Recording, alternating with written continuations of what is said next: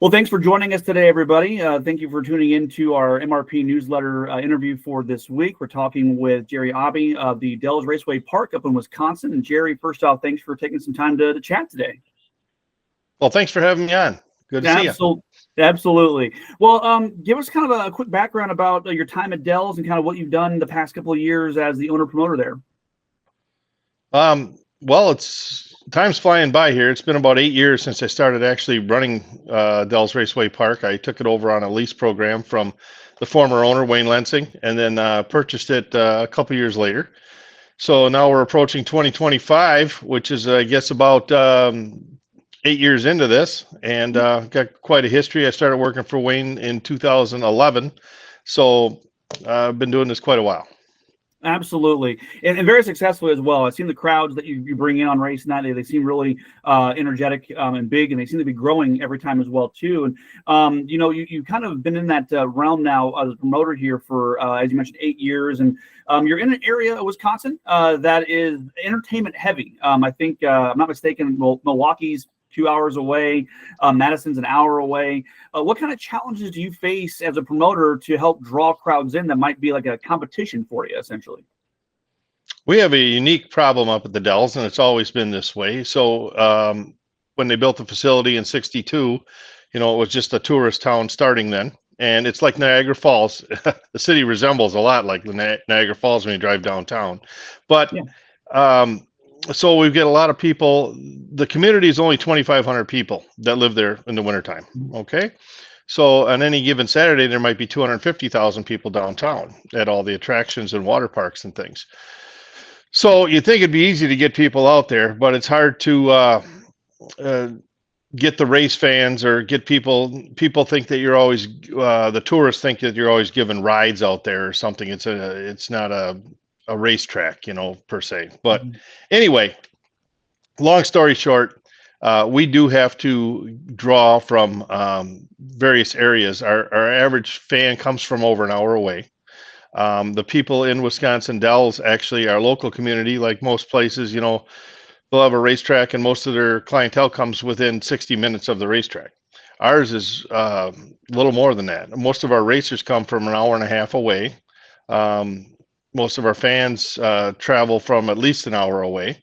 We have very small communities around the Dells, and so we need to get the word out. So our number one draw for big races is a community called Watertown, Wisconsin, and that's an hour and a half away from the racetrack. And then we draw from, we're in central Wisconsin, like right in the middle of the state as you're going north, and we're drawing a lot for the bigger races like the ASA race and our Alive for 5 Series races. We're drawing from Chicago and Rockford and Milwaukee and Madison. So, and then from farther up north in the bigger communities like Wausau, Wisconsin Rapids. So, and then La Crosse, Elko, Minnesota. We get a lot of fans coming across the border from there, Iowa, Indiana. So, one thing for our ASA race, so it's been quite a challenge. We had ticket buyers that bought tickets on Race Pass from 17 different states just for that event last Labor Day, and so most of them come when we penetrate through the radio and marketing ads and social media downtown during those big event weekends like 4th of July and Labor Day. That's where we see the people coming from Nebraska, San Antonio, Florida, whatever. So they're already in the Dells on vacation.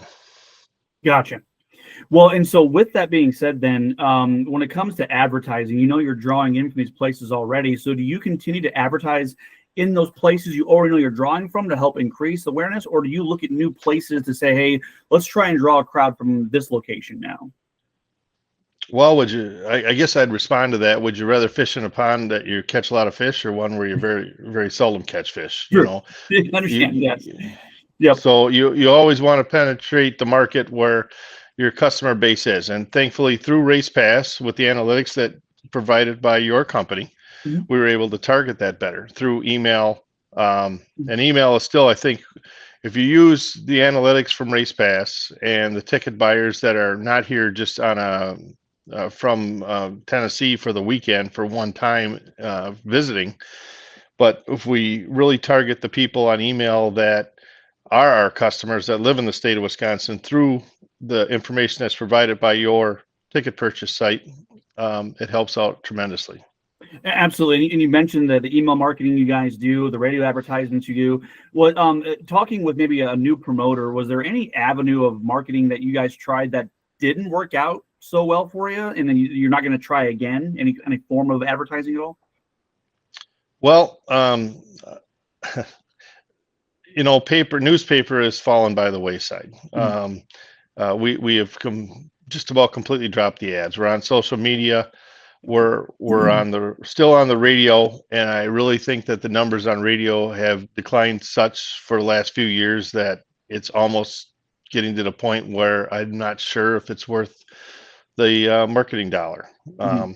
But yeah, you need to. We do the racing publications like Lake Model Digest or Midwest Racing Connection, things of that, where our race fans, read those publications. So that we try and market to as well. Well, and you mentioned also too, kind of going back to the online ticketing portion, you guys have used the My Race Pass online ticketing service for a while now, but just in general, how important is it for any racetrack to utilize any form of online ticketing to get those crowds in? Well, at our promoters workshop in Daytona, a good half a day was spent just on marketing online ticket sales. Now, I'm approaching 60. So I'm near that retirement age. And I would say that most people that have in their early 60s have already purchased some kind of ticket online, whether that be to a Major League Baseball game, a movie theater, things like that. So they're familiar with how to do that. And a lot of the rides and stuff that are in the Dells, Wisconsin Dells themselves, people purchase all their tickets on their phone, and they go up there and they scan them and they get in. Yeah. The race community, for bigger races, your Daytona, your NASCAR events, they're all buying their tickets in advance, right? The local racing community is way behind in online ticket sales, by far.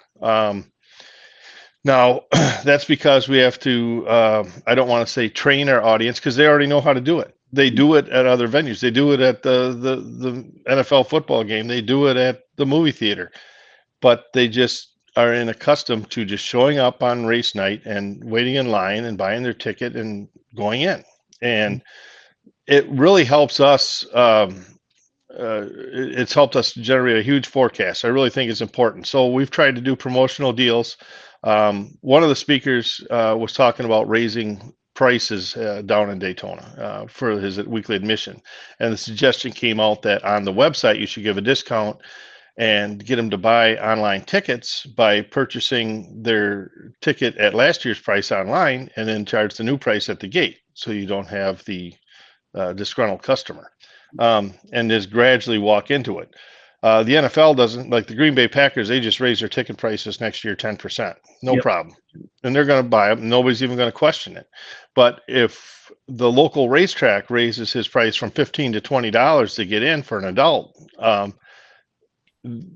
it's not that easy. People want to know why. Well, overhead is why, but it's not that easy to convince them. And it's not so easy to do. So you have to gradually take baby steps up to jump up. It's taken me 10 years to go from $12 an adult admission to $15 for a weekly show, and then we've got specials that run $20 and $25, and then we'll usually offer a $5 discount for a promo on my race pass for an advance. But it's real important. The initial thought of putting tickets on my race pass is so important, because it gives you all the analytics, it gives you all your customer base, it gives you all the information as a promoter, which is very helpful. It also helps if you have a rain out or refunds or something of that nature. Very easy to do, and it's very important that we continue to grow that part of the business as far as online ticket sales. Not to even mention that at the front gate, I was really good friends with the former promoter at Slinger Speedway, and all his Eva Destruction shows would sell out just like ours. And so he last year was the first year for both his shows. He didn't have any ticket sales on site. They were all purchased in advance. Wow. So then you just had scanners at the gate, and you got that 8,000 people in there pretty quickly. Yes. We have a seating capacity of 5,000. We did sell out last year for our Labor Day weekend destruction show, and we sold about 3,500 tickets in advance online, which was tremendous. Yeah, absolutely. Well, and with the My Race Pass system specifically, there are so many different ways to market your tickets as well. You can do a 3-day package, you can do season passes, you can do digital punch cards. So all those options are there for promoters to utilize those, and it's all part of your subscription through My Race Pass as well too, make it kind of efficient for you on your funds as well. We mentioned advertising to fans, but obviously fans come to see drivers. Is there anything different you do when advertising to drivers about your events as opposed to what you do to the fans? Well, your drivers are your biggest marketers. Mhm. So it's very important, especially on your bigger events. You know, there are other marquee events during the season. For example, our opening event, our icebreakers, like our Daytona 500. That's our biggest race event of the year. The rest of them all, come close, but that by far being the first race of the year has the biggest draw. Yeah. Well, you want to get your social media posters or hero cards, things messengered to your drivers so that they can share on social media, because Facebook has changed so much through the years. It's not exactly easy on social media anymore to put out a post. Let me just throw back to like 2017, 2018. We'd put out a flyer and we get 36,000 hits on a flyer. Well, now if you put a ticket link on Facebook, and unless you're paying them, yep, the algorithms or whatever does that, they'll knock that down and make you suffer until you can do that. So then you try and come out with multiple posts in case one doesn't take off, with or without ticket sales, or something to direct your website. But it's very difficult on social media to get the word out, and it works better if the drivers, so if you have a pit area where you have 75, 100 drivers a night in your pit area, and they could share at least your event poster, or post it themselves with something, hey, come watch us out Saturday night, where races start at 6 o'clock, things of that nature. The amount of views that you get on your social media, sometimes it's times 10. Yeah. Well, and with that too, obviously a radio advertisement that targets drivers about your payout and all that isn't going to be beneficial. But do you look at print advertising, like in magazine publications like Late Model Digest, that target your drivers to say, hey, we have a big show going on this weekend or maybe this month? Or have you done anything like that in the past? Yes. Late Model Digest, some of the podcasts that are around, there's several prominent radio hosts that have shows on Tuesday night or Sunday mornings or whenever they have them, and we try and get drivers on for that as well. But people want to know who's coming. They want to know that this is a marquee event, or if it's a regular show, and it attracts different things. And you can't underestimate. So our starter divisions, like the Bandoleros, let's say, INEX Bandoleros series, or the 6-shooters, a beginning class for the stock cars.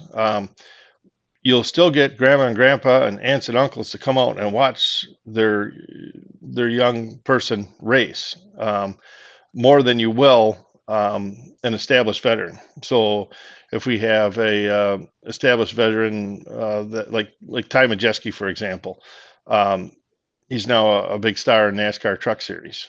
Well, not all his family's going to come and watch him race a local event. Right. You'll get more people coming out to watch the Bando driver in the beginning classes than you will Ty Majeski. Ty Majeski, you're looking for more of a national audience or national exposure to get a different type of crowd, which is usually also a higher ticket value too. It's just like when World of Outlaws come to town, that versus your regular 410 sprint car, your weekly show. It's a different marketing strategy. Absolutely. No, for any major event like that, absolutely, 100%. We've seen that with other promoters as well, kind of adjust how they advertise on those big events compared to the weekly stuff there for drivers and promoters as well. Final question for you here.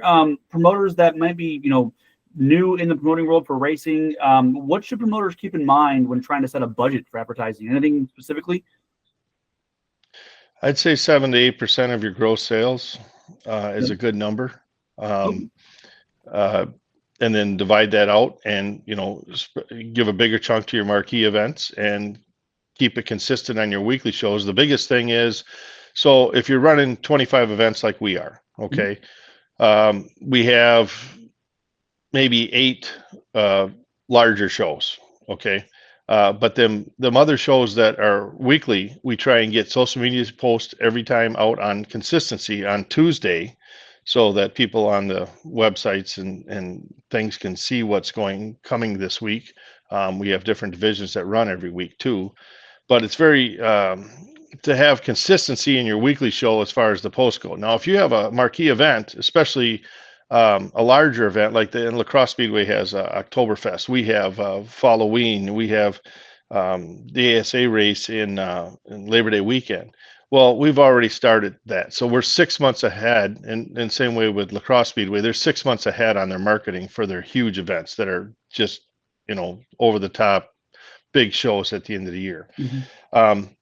For a big show that's coming in, like if you were bringing in a weekly show, or not your weekly show, but a special during the 4th of July weekend or something like that, you have to be out in front of that 6 weeks. Start getting some trickle effects out there. Get some stuff on your website.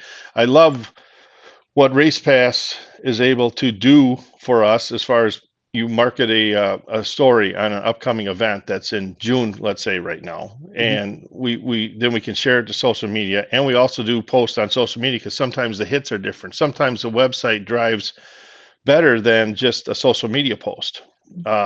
Sometimes it does not. It's about a 50-50 shot. We recently did an article about a race we're taking on, the Larry Diggens Memorial this year, that was at Wausau Speedway that recently closed. And we're having that July 12th. Well, we've gotten over 5,000 views on our website, sharing that from our website to the social media. And that's a good read on the articles. I mean, your weekly shows, when you announce John Smith won the feature this week in the late models, usually you get about 500 reads on that, or clicks. So to get something on premier events, to get people thinking, and then also I can see the effects of promoting early, because we are, like I said, a tourist town up there. And I've already got emails coming in for special events that we've trickled, our Labor Day weekend, our July 12th event, our July 4th event.